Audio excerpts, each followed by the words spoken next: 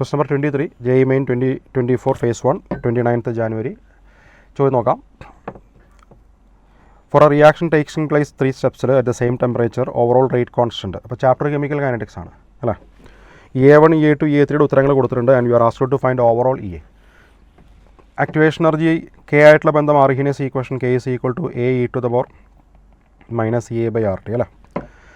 ഇപ്പോൾ ഈ തന്നിരിക്കുന്ന equation K is equal to K1 into K2 by K3 ഞാൻ ഇതേപോലെ ആർഹീനിയസ് ഈക്വേഷൻ എഴുതുകയാണെങ്കിൽ AE to the power minus EA/RT is equal to ഞാൻ ആ EA എന്നുള്ളതിൻ്റെ സ്ഥാനത്ത് 1 2 3 എന്നുള്ള സഫിക്സ് കൊടുക്കുകയാണ്. ബാക്കിയെല്ലാം കെപ്റ്റ് കോൺസ്റ്റൻ്റ് എന്നുള്ളതാണല്ലോ അസംഷൻ. അപ്പോൾ എങ്ങനെ വരിക A into E to the power minus EA1/RT into AE to the power minus EA2/RT divided by AE to the power minus EA3/RT.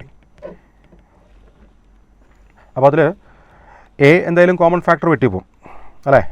പിന്നെ ഈൻ്റെ പവർ മാത്രം ഒന്ന് ഗ്രൂപ്പ് ചെയ്യുകയാണെങ്കിൽ എന്താ വരിക E to the power minus EA1 plus minus EA2 minus EA3 whole divide by RT അല്ലേ. അപ്പോൾ നമുക്ക് power equate ചെയ്ത് RT വെട്ടി കളഞ്ഞ് കഴിഞ്ഞാൽ ബാക്കി വരുന്ന equation minus EA equal to ഞാനതിനെ പ്ലസ് EA എന്ന് എഴുതുകയാണെങ്കിൽ എന്താ വരിക. അപ്പോൾ EA ഇസ് ഈക്വൽ ടു മൈനസുകൾ പ്ലസ് ആക്കുക. അപ്പോൾ EA1 plus EA2 minus EA3 എന്ന് പറഞ്ഞാൽ 40 പ്ലസ് 50 മൈനസ് 60. അപ്പോൾ ആൻസർ 30 കേട്ടോ. അപ്പോൾ ചാപ്റ്റർ കെമിക്കൽ കൈനറ്റിക്സ് ആണ്.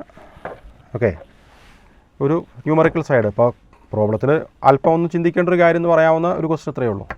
ഇതും വളരെ ഈസി ആയിട്ടുള്ള ക്വസ്റ്റ്യൻ ആണ് കേട്ടോ.